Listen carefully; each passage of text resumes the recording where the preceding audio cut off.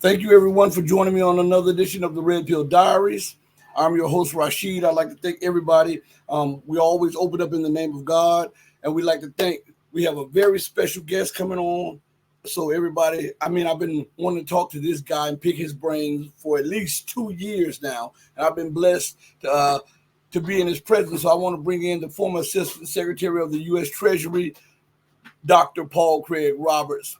Dr. Paul Craig Roberts, how are you doing today, sir? Well, fine, Rashid. I hope you are. I'm doing blessed. I cannot complain. And if I did, no one really wants to hear it.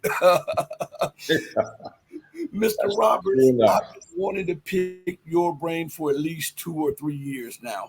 Um, I want to ask you before we talk about Russia, before we talk about China, where are the adults in the room in Washington? It seems like uh, the deep state is afraid of Trump. It seems like Biden is a walking imbecile. It seems like the Democratic Party is absolutely insane. It seems like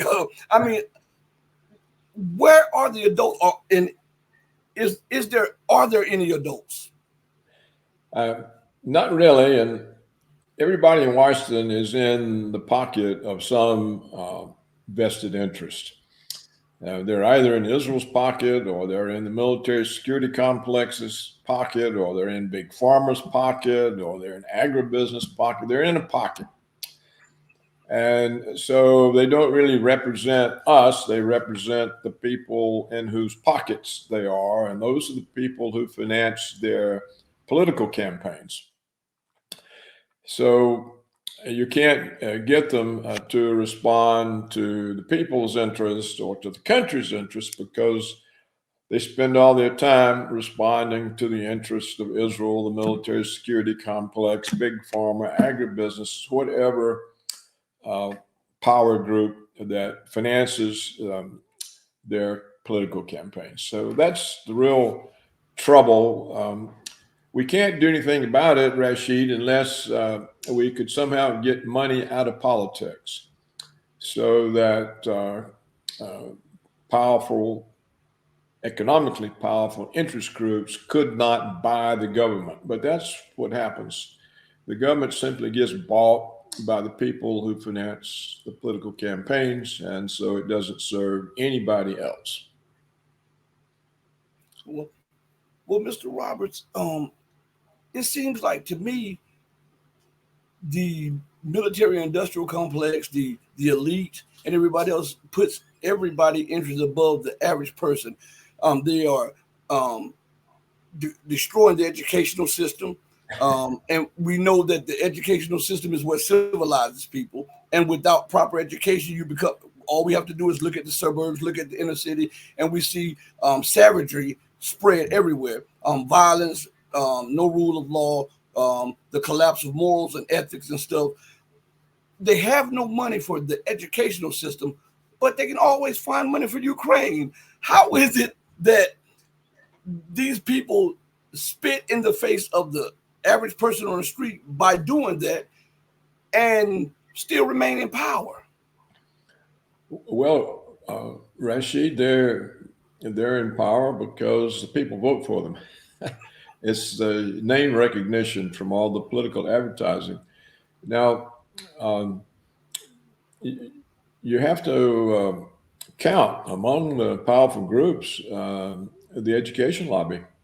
So a lot of money goes into education. The problem is not the absence of money in education, but the fact that the woke people have taken it over. It's now no longer education, it's indoctrination. For example, as you surely are aware, they teach little kids they might be born into the wrong body. They teach the white kids that they're racist. So education is no longer a learning process; it's an indoctrination process, and so that's what makes the students dumb. They don't learn math. Math is now it's called white racism. Math is a tool of white racists. Well, if you believe that, you're not going to teach math, or you're not going to learn it. So you can't learn about the Western civilization because it's said to be racist, exploitative. So they don't learn anything about their heritage. They don't know the history. They don't know the literature. They haven't learned any of the lessons that come from great works. So that's how they get dumb. Um, and of course, now that they have the education system, it can only get worse. So how do you get it back?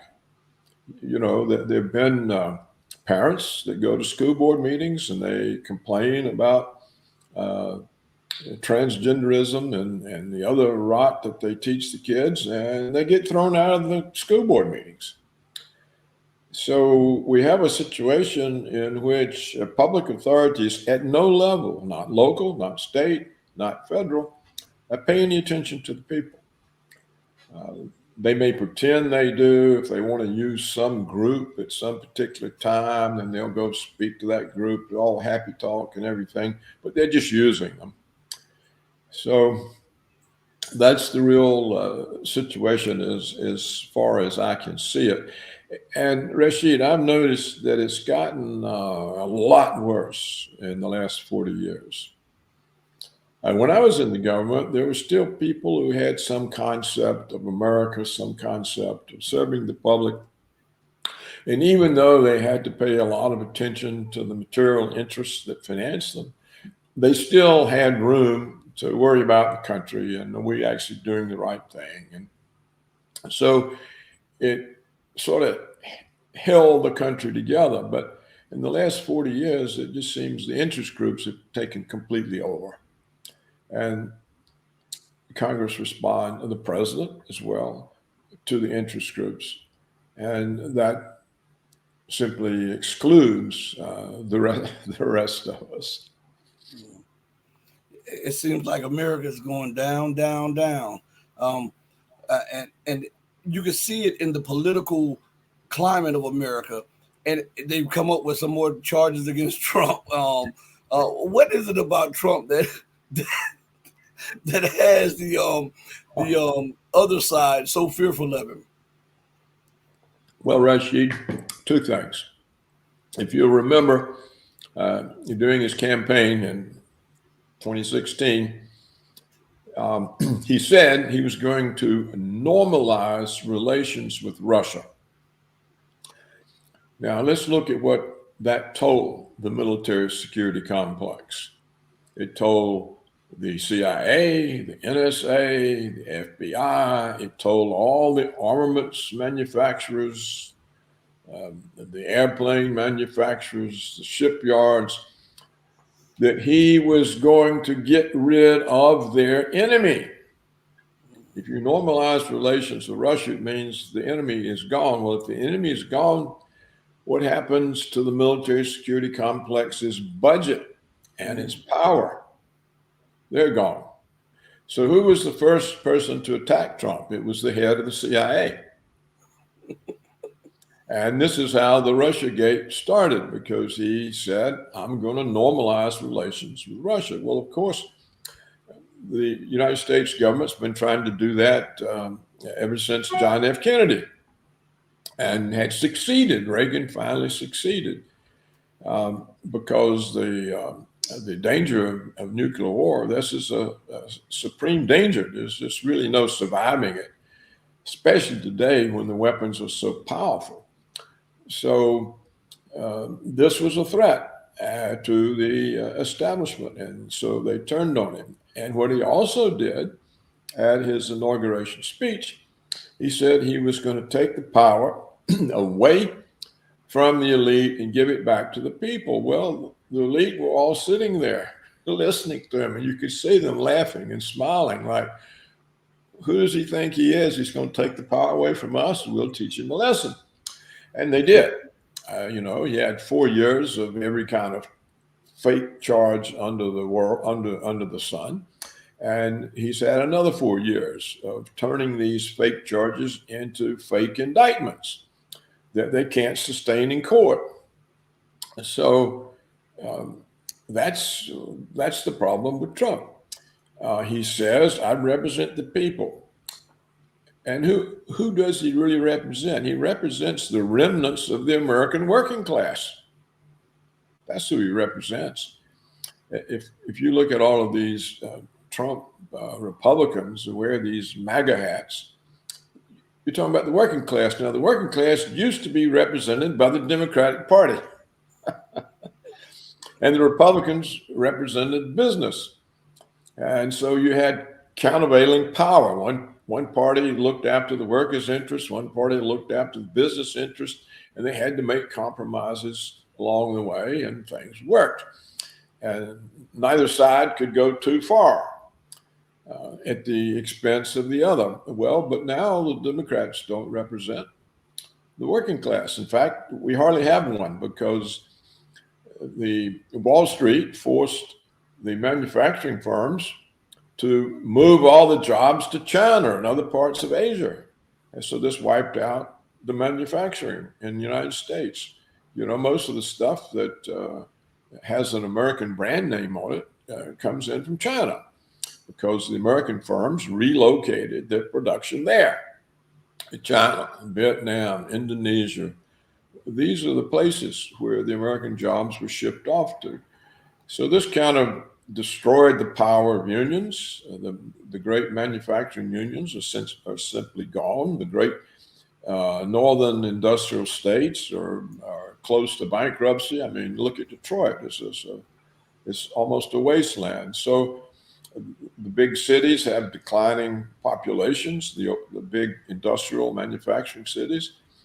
So a terrible thing has happened. And so this has destroyed balance, because what are the unions now? They're public sector unions, like teachers' unions. They're already highly paid. The blue collar workforce has had a knockout blow, and so this has reduced their power. The Democrats lost interest in them because they didn't have the money to support their political campaigns. And so this is how the system got out of balance, and it's very much out of balance now. Before we transition to the Israeli crisis, the Israeli-Palestinian crisis, I want to go back to something, because you were in government, and I was always taught that the president has the prerogative to classify or declassify information. And so when they brought up the charges on Trump having these classified documents at his Mar-a-Lago estate, and they beat him down, and I'm apolitical, but they beat him down in the press. They didn't speak about when Biden was vice president and he had classified information, and the vice president does not have the prerogative to classify or declassify. Why is that? I mean, why did anybody say that? Why did they allow that narrative that the president was in the wrong for having classified documents in his estate, but the former vice president was okay for having classified documents in his garage? Well, because the establishment was after Trump, not Biden. Biden was doing what they wanted. Biden wasn't threatening the establishment. It's Trump that threatened the establishment. He said, I'm going to take away your enemy. I'm going to take away the power and give it back to people. So this is why they went after Trump. You know, we don't really have a media. We have a propaganda ministry. If you look at the so-called media, look how they treat Trump in the campaign. It's 90% of it is against Trump. Then go look at Camilla. 90% is for.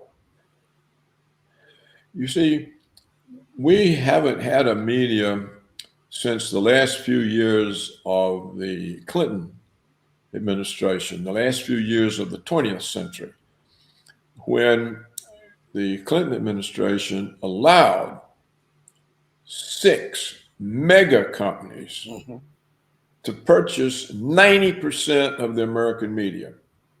So what had been thousands of independent newspapers, radio stations, TV stations. All of this was concentrated in 6 hands, and it's easily controlled.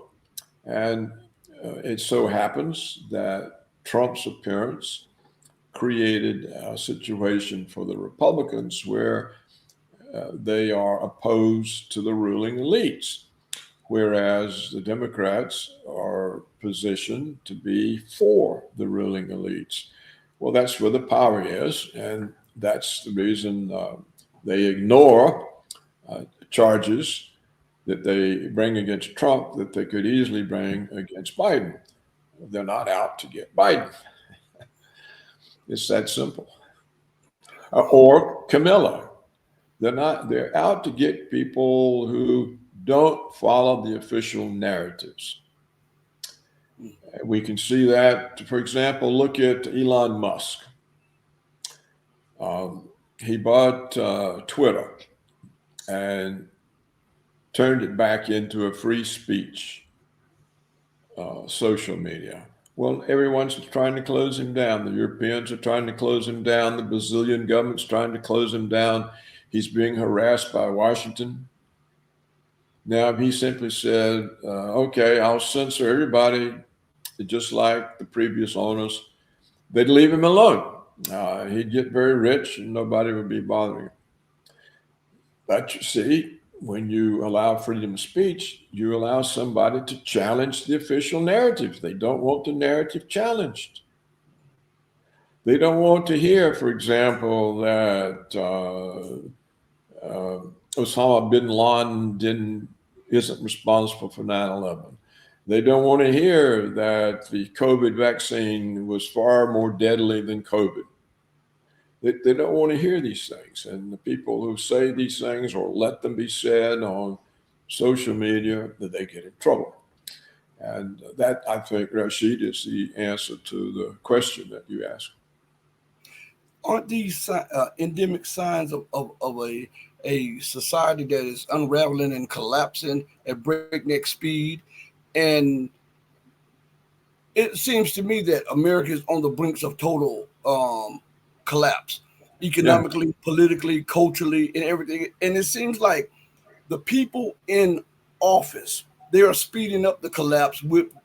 See, what I'm trying to say to you is the policies that they're putting in place, it seems like it's speeding up the collapse. Because if you're in debt and you continue to go in debt, why would you antagonize people that are buying your debt? Why would you sanction 1/3 of the world's population and then scream about the dollar is being destroyed or your dollar is being uprooted? I mean, it seems like there's no accountability, and we see it because it's pervasive all across society. There's no accountability across the board with the citizens. There's no accountability with government, and it seems like to me these are some of the greatest ingredients to the recipe of American collapse. Well, I agree with you. I think you described it accurately. That's exactly the case. And you, no doubt, want to know why isn't something done about it? Well, there's nobody that can do anything about it. Trump says he will. I'm not sure he'd be able to because it'd be very hard for him to form a government that will support him. There's certainly nobody in Washington. Look what happened when he was in office. He didn't know who to appoint. He appointed all of his enemies. Well, suppose he knows who to appoint now. I doubt it myself, but suppose he knows. How will he get them confirmed in office? You know, cabinet secretaries have to be confirmed by the Senate. At the moment, the Democrats control the Senate. Why are they going to confirm somebody who's going to help Trump? They're not. So I think you'd have a hard time forming a government. Moreover, I don't think he's going to be allowed to win. They've already set up all the mechanisms in the swing states that they used to steal the 2020 election, the 2022 election. They now have legalized them.